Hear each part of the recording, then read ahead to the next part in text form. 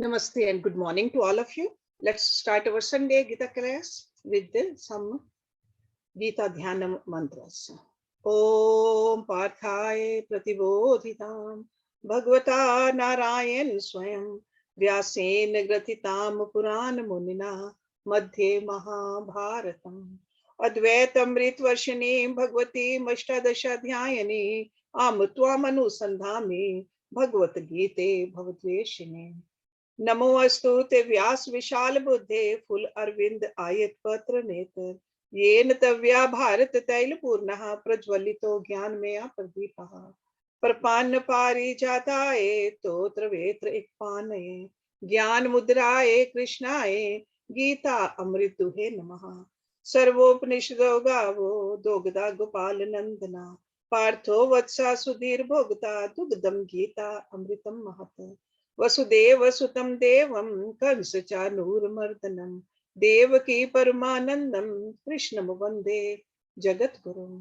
भीष्म द्रोण तटा जयद्रथ जला गांधार नीलोत्पला शल्ये ग्राहवती कृपेन वाहने कर्णेन वेलाकुला अश्वत्थाम विकर्ण घोरमकरा दुर्योधन अवर्तने सो तीर ना खलु पांडवै रन नदी के वर्तका केशवा पाराशरे वत्सरोजमलं गीता अर्थगंधोटकम नानाख्यानक केसरम हरि कथा संबोधन अबोधितम लोके सज्जन शतपदे रह पे पिए मानम मुदा भूयात भारत पंकजम कलिमल प्रध्वंसे न श्रेयसे मूकम करोति वाचालम पंगुम लंघ्यते गिरन यत्कृपातमः वंदे परमानंद माधवम यम ब्रह्म वरुण इंद्र रुद्र मरुतः स्तुन्वन्ति दिव्यस्तवे वेदै सांग पद क्रमोपनिषदे गायन्ति यम सामगा ध्यानवस्थि तद्गतेन मनसा पश्यन्ति यम योगिनो यस्यन्तं न विदुसुर असुरगणा देवाय तस्मै नमः.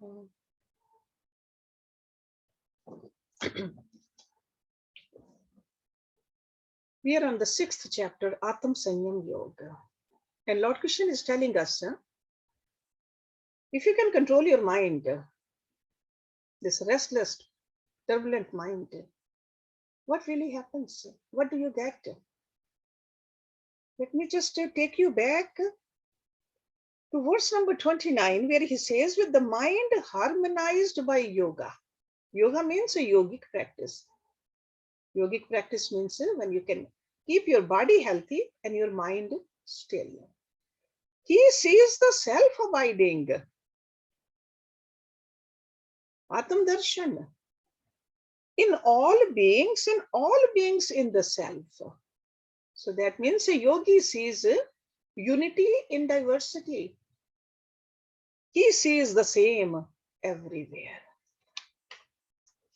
Then in the next verse, he told us, he who sees me everywhere and sees everything in me, he never gets separated from me. Nor do I get separated from him. Then again in verse number 31, he says, he who being established in unity worships me. That means a union with me, one with me, who dwells in all beings. That means God dwells in all beings. We got to remember that yogi abides in me, whatever be his mode of living. That means he could be engaged in any kind of activity, but his mind is absorbed in me. He says that is a yogi. He who through the likeness of the self, O Arjun, sees equality everywhere, be it pleasure or pain, he is regarded as the highest yogi. So that means his mind does not get disturbed. It does not go into that restless mood. He says that is a yogi. So that means the yogic practice in essence is controlling our mind. Sure, we need to take care of this body because we are in this body. Otherwise, our mind gets disturbed when the body gets sick. When the body is young, working, try to control the mind also. In old age, sure, body will get disturbed.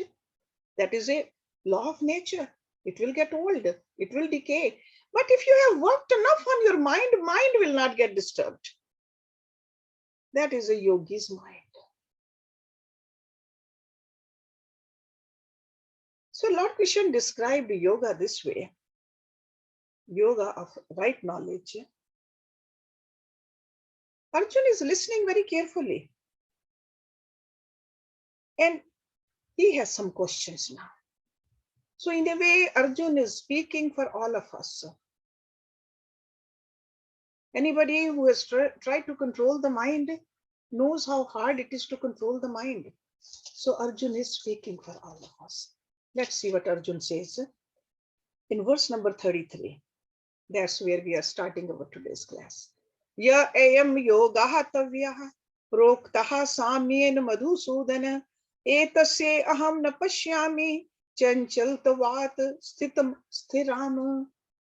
Ya means which, ayam, this, yogaha, tavya, by you, proktaha, taught, samyen, by equanimity, madhusudan, that is Lord Krishna.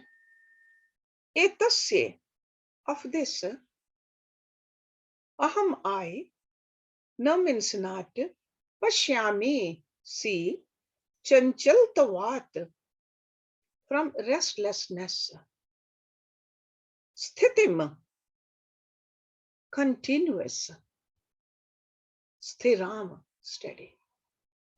So Arjun said, this yoga of equanimity taught by you, O slayer of Madhu. Madhu was a demon, and Lord Krishna slayed him. So slayer of Madhu, that's why he's called Madhusudan. I see not its enduring continuity. Why? Because of the restlessness of the mind. So the system of yoga, he says, which is you are trying to tell me, which he said meditation, and before meditation, controlling of the senses. So he says, what you have described, it appears very impractical to me. It's unattainable. Why? Due to the restlessness of the mind. It's like it's not enduring. Maybe we can control the mind for a few seconds, few moments, but I don't see the continuity of it. So Arjun, short point blank, very realistic question is putting for his teacher. So almost sounds like a tauntingly, he's pointing out that this yoga which you have been teaching me, which has been indicated by the mental tranquility, equanimity, is not at all practical. We know that in the Vedic teachings, the teachers are supposed to answer and clear all the doubts of the students. And that's why Arjun is putting a doubt over here. He's not really questioning the teacher, but he says it's not doable. What should I do? So he is indicating his doubt with a very logical argument.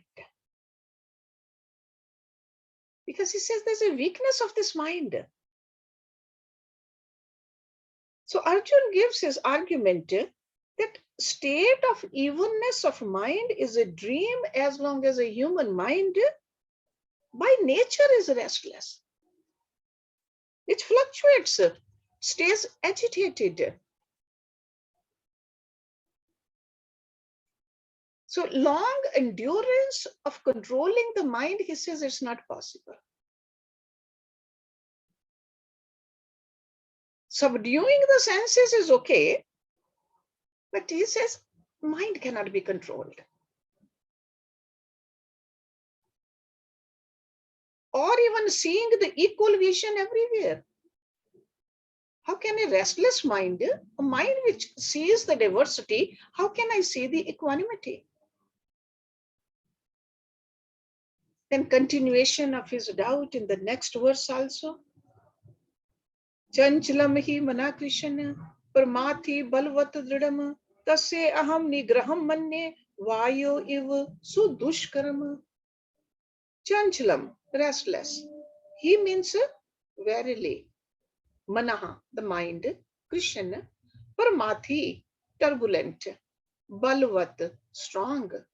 Dridam, unyielding. Tasya, it's aham, I. Nigraham, control. Manye, think. Vayu, of the wind. Iv means like. Sudushkaram, difficult to do, difficult to perform. The mind verily is, O Krishna, restless, turbulent, strong, and unyielding. I deem it quite as difficult to control as the wind.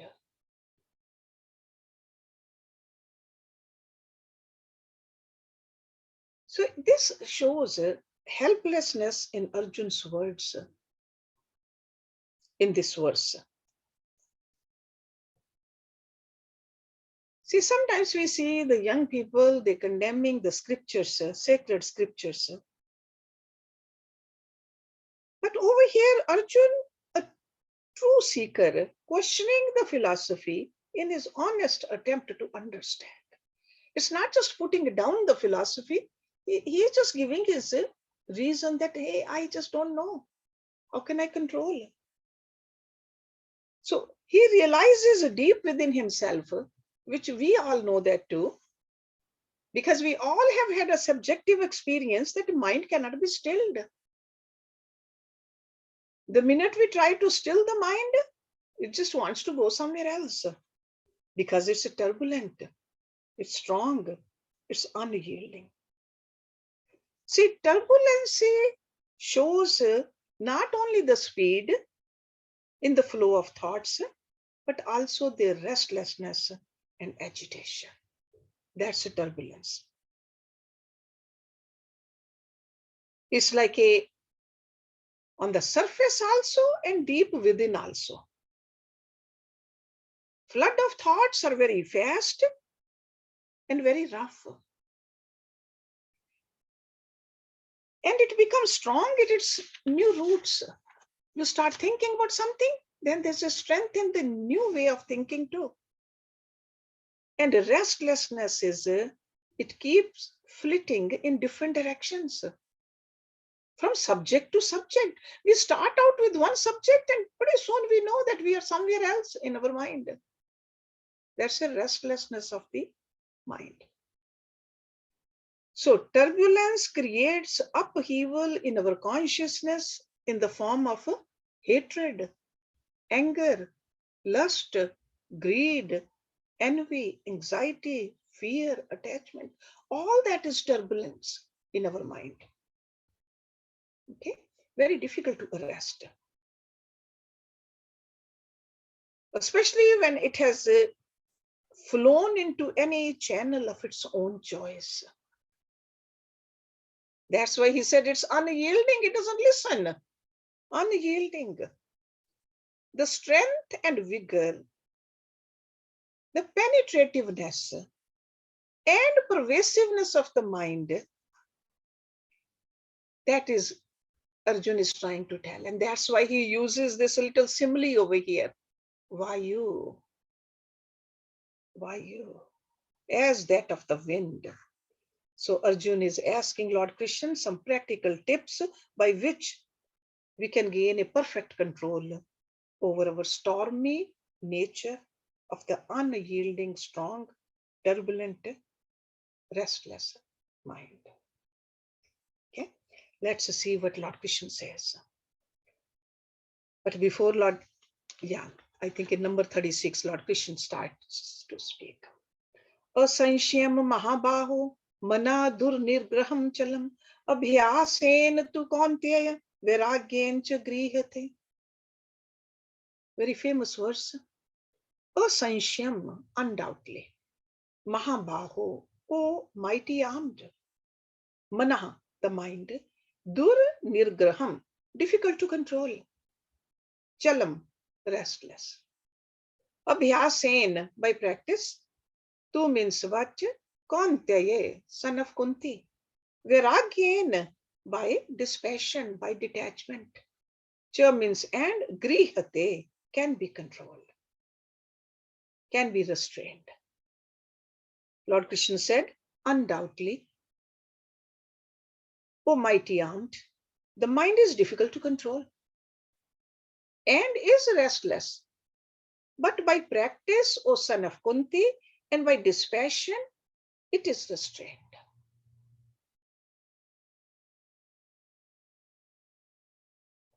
We have all heard that mind stilled is self-gained.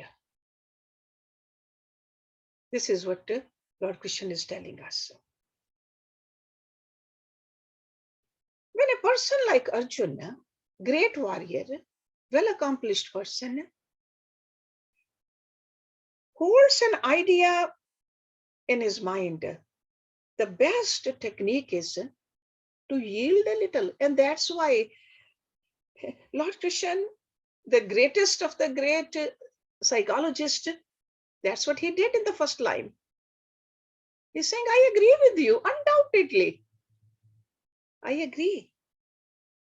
So that's why the very first word in his reply, he's very quietly disarming his mighty adversary. That's what he's doing.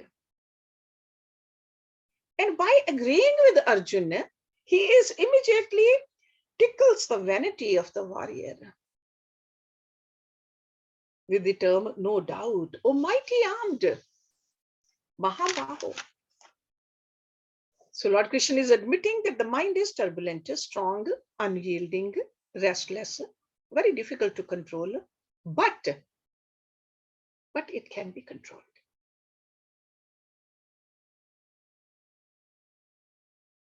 So he is reminding Arjuna that you are a warrior, you are a great person.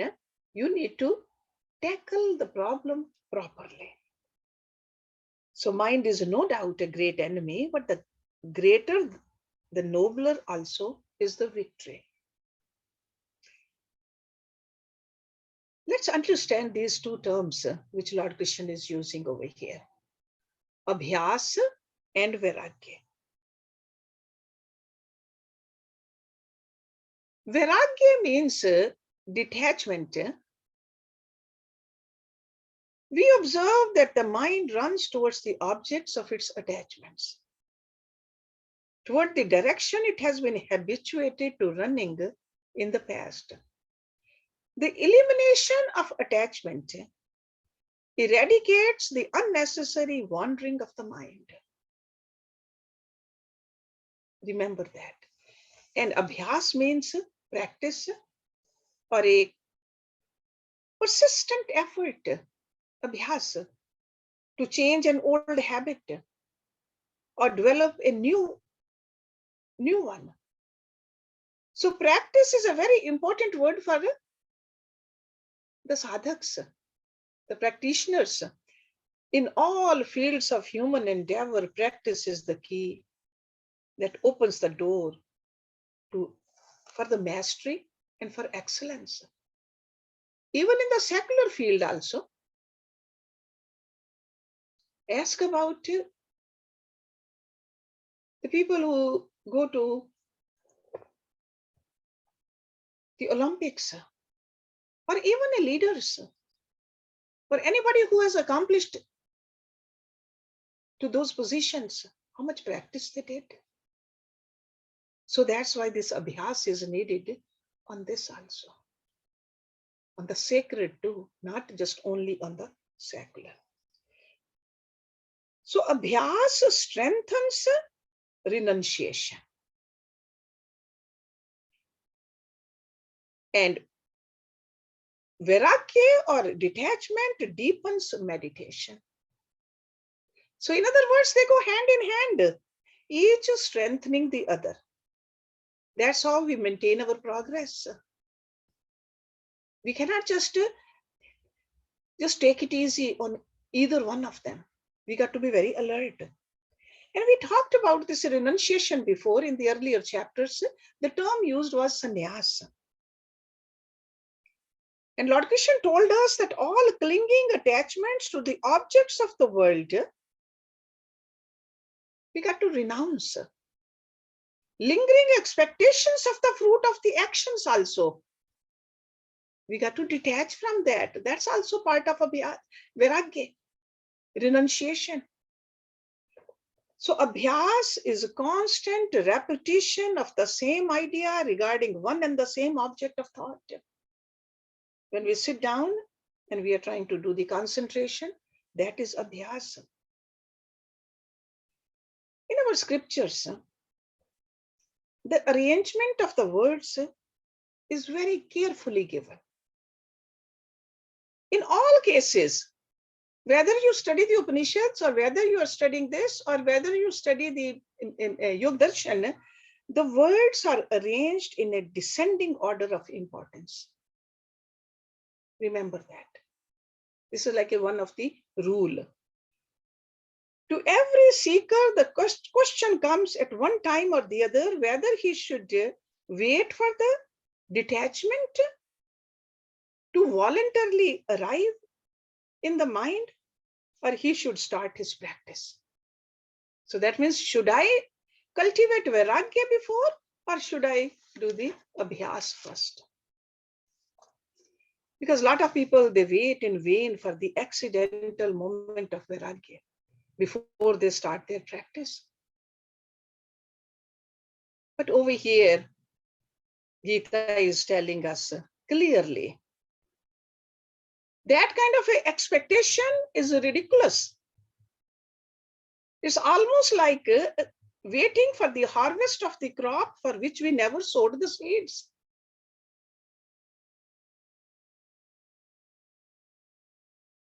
So for the moment we are trying to become aware of our own lives, we are in the realm of practice, abhyas. Rishi Patanjali said the same thing. If you remember that verse number 12 in the first chapter, he said, Abhyas vairagyabhyam tanirodha. So abhyas first. The disturbance of the mind can be controlled by constant practice and detachment. So practice, start doing the practice, start doing the abhyas, the vairagya will come. Vairagya born out of abhyas alone is the charter for free spiritual growth. Remember that. On our own, we cannot detach. But if you have an abhyas of getting up in the morning, doing our daily routine, practicing little meditation, doing some prayers, reading some books, keeping the right company, doing some seva, that is all abhyas. Vairagya will be the outcome of that abhyas. And that kind of a vairagya will be sustainable. And that vairagya will take you towards the upper ladders of abhyas.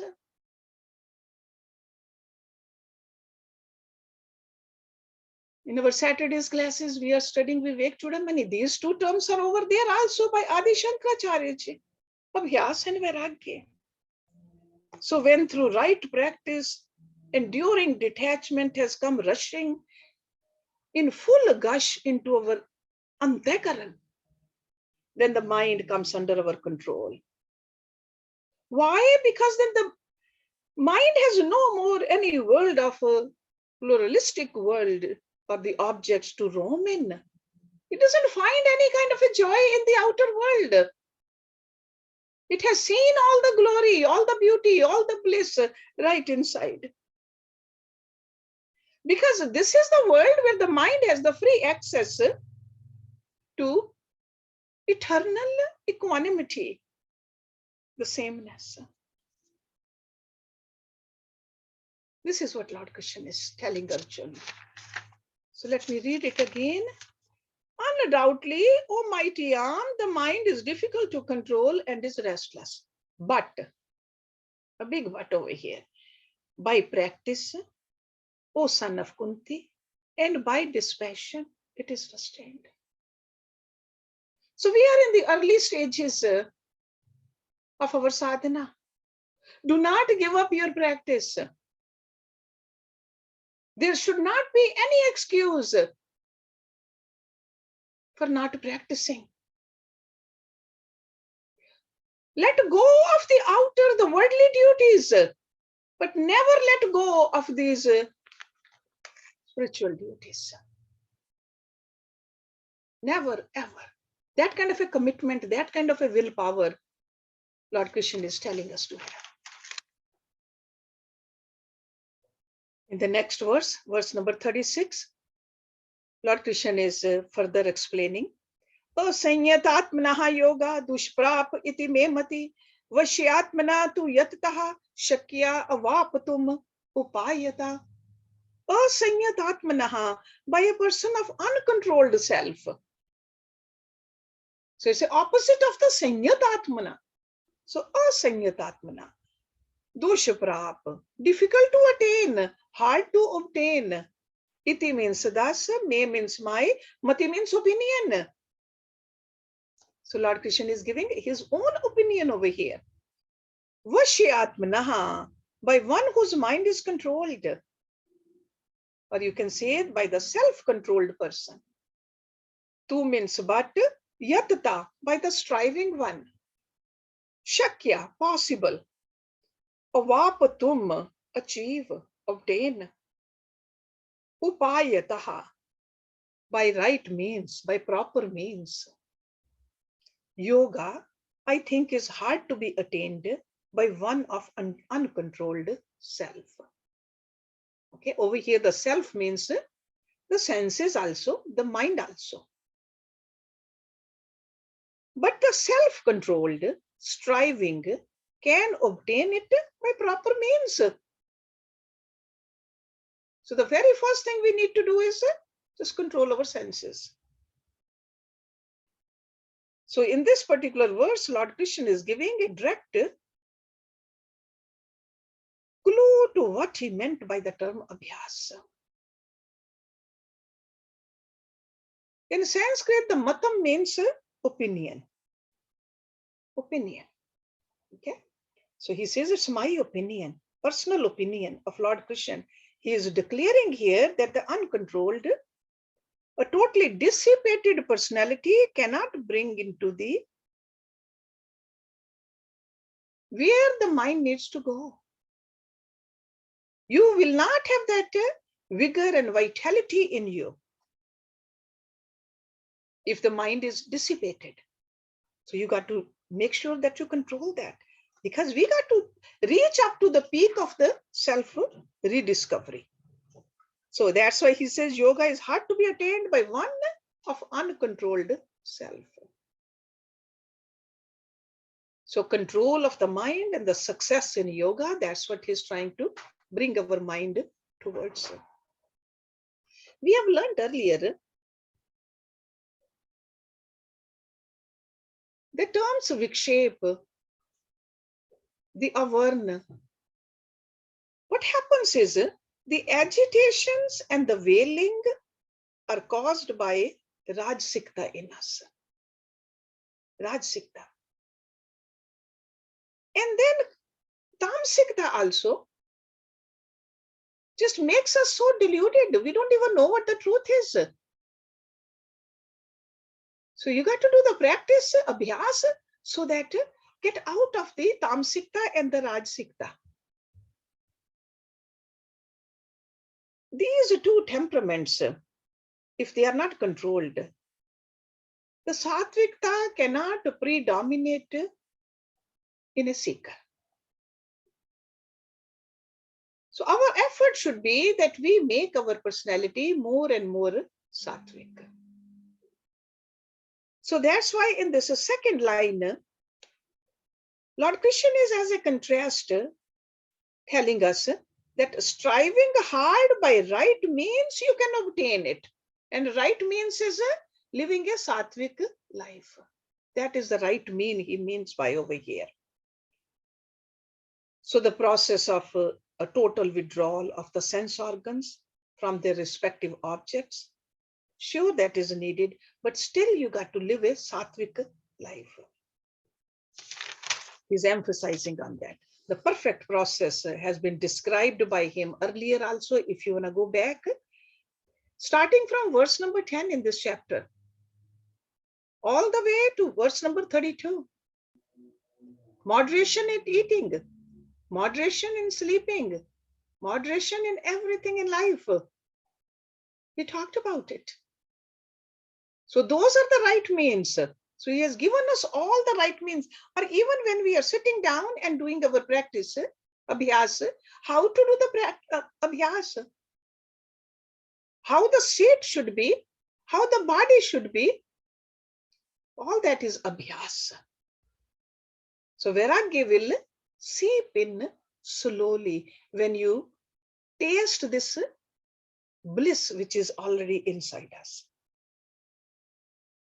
So Lord Krishna is indicating here that self-controlled seeker can, by striving rightly, obtain it. He says, it's my opinion. So when a seeker, a sadhak, a yoga abhyasi has through self-control conserved in himself energies, because these are the energies. I was telling you earlier, we have an unlimited amount of the energies, but we dissipate it. We just waste it. We just almost throw it into the gutters. We think that we are doing something good, but we are not moving towards that ultimate goal of this human life. And the gutters of sensuality.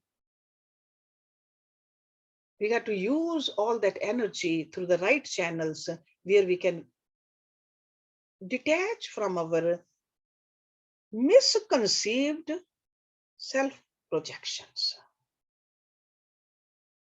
And he says, this kind of an intelligent seeker can obtain it. So this is the optimistic philosophy of Lord Krishna. Okay. So work we have to do. He's telling us what to do, how to do. But ultimately work we must do. So abhyas we have to do. He's not going to do the abhyas for us. No guru can do it. No avatar can do it. Nobody can do it. Now Arjun says, let's look at it.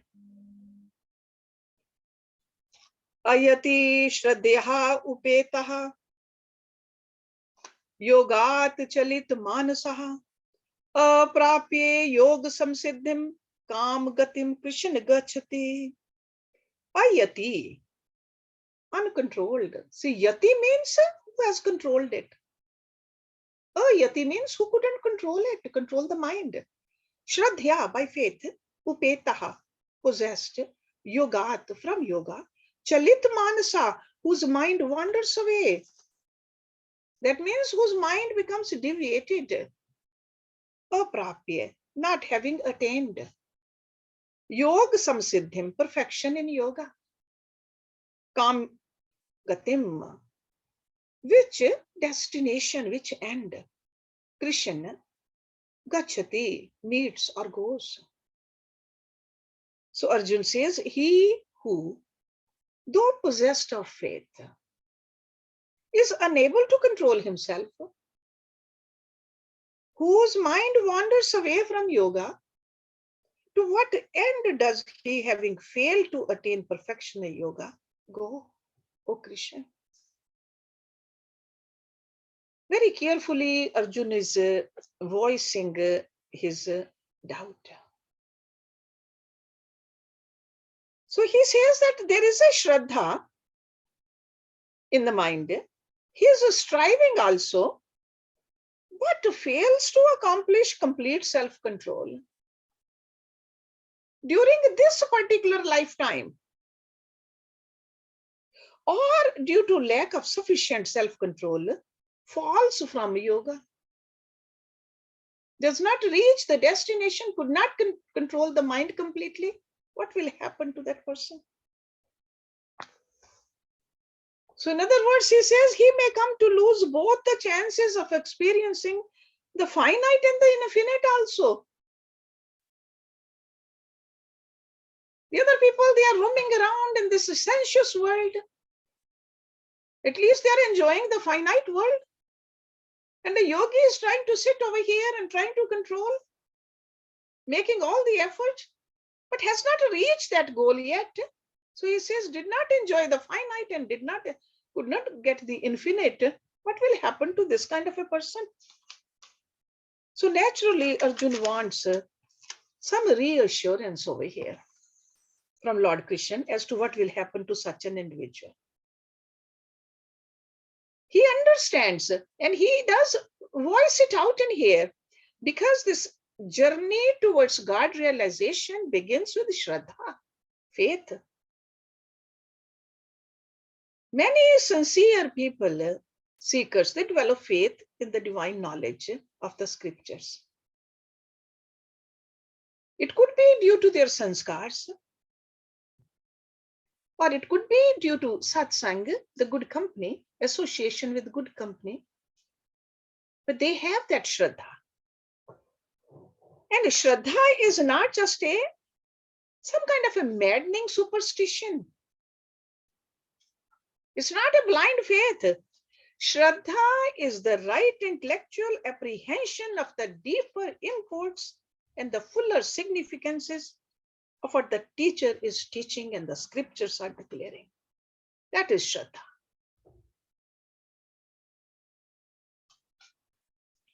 So he says, what will happen to them? A couple of more verses spoken by Arjun. Let's just look at that. Verse number 38. Kaschit na ubhe vibhrishtaha chinnam abram iv nashyati apratishth mahabaho vimudaha brahmanaha pati. Kaschit. Whether or is it that kaschit? Na means not. Ubhe vibhrishtaha. Both deviated, like a fallen from both. Ubhe means two. Ubhe vibhrishtaha. So it's like a material and a spiritual. That's both he's talking about. Chinnam, broken, weak. Abram, cloud. Iv means like. Nashyati, perishes. Apartisht, supportless. Mahabaho. Vimood, bewildered, deluded. Brahmanaha, God realization. Brahmana, like of Brahma. Pati, in the path. Fallen from both, does he not, O mighty armed, perish like a broken cloud, supportless and deluded in the path of Brahma? So this is the question he is putting. He is inquiring as to what happens to that seeker, though striving hard with the faith, but for want of restraint, falls from yoga. That means dies, leaves this body before even reaching the destination. So all the efforts that person made, what did he get? Fallen away from both. And over here again, he is giving a beautiful analogy. What is this? Chinnam Abram. That is like they say the cloudlets, small clouds. They don't give any kind of a shade, and they don't even give any kind of a rain. With a little wind, they just move away. So this is what Chinnam Abram means. Okay, because normally with the clouds, during summer, if the clouds are up in the sky, at least we get some shade. And in the rainy season, we get the rain. There is a reason for the clouds. But a weak cloud has no purpose, doesn't give anything. So he says, this is how the life is then for a person. Did not enjoy here, nor reach there. What is that life? Okay, so material world as well as the sacred world. So let's look at the verse number 39.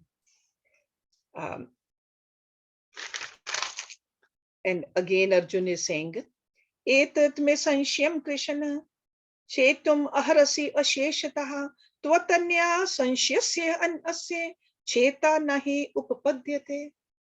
Etat, this, me means my, sanshyam, doubt, Krishna, chetum, to dispel, aharasi, ought to, that means you can, asheshata, completely, tvat, then you, anyaha, another, sansyasya, of doubt, asya, of this, chetaha, dispeller, na means not, he means verily, upapadyate is fit. Arjun says, this doubt of mine, O Krishna, please dispel completely. Because it's not possible for anyone but you to dispel this doubt. So in this verse, Arjun is frankly asking, this doubt of mine, O Krishna, you should completely dispel. With this, we can clearly see that the previous doubt which he had, Lord Krishna did dispel that. What was the previous doubt? That self-control or the self-realization is impossible because the mind is so turbulent, so strong, so unyielding. So that doubt did get removed. So he says, only you can remove this doubt. That's why I'm asking you. Every true seeker, if he or she be diligent enough, must come to discover a doubt here and there. Because when we are trying something new, something so subtle, doubts do come. And slowly these doubts, when we have a little vichar, or when we have a little time with our Guru, those doubts do get removed. And that's why Arjun is asking Lord Krishna. And that is the reason for the satsang. That is the reason for the swadhyay also, to remove the doubts. Because otherwise those doubts in the mind, they really keep on fluctuating our mind. The mind cannot be still. So doubts should be removed. So he said, please completely remove this doubt also completely, the way you have removed my other doubts earlier. So doubts, we know they arise from where? They arise from ignorance. Doubts. So doubts are the outcome of the ignorance. And the power to dispel the doubts come from knowledge. And where do we get the knowledge? Sure, we can get it from the books, from the scriptures, but a live knowledge, we get it from a Guru. And that's why Arjun is asking, Lord Krishna, please remove it all. So in order to really have it removed, we need to have faith also. Okay? We'll see how Lord Krishna is going to answer this question also, or remove this doubt also from Arjun's mind, and for us also. Next week. Om Purnamada Purnam Idam Purnat Purnamudachyate Purnasya Purnamadaya Purnameva Vishishyate. Om Shanti Shanti Shanti Om. Thank you very much.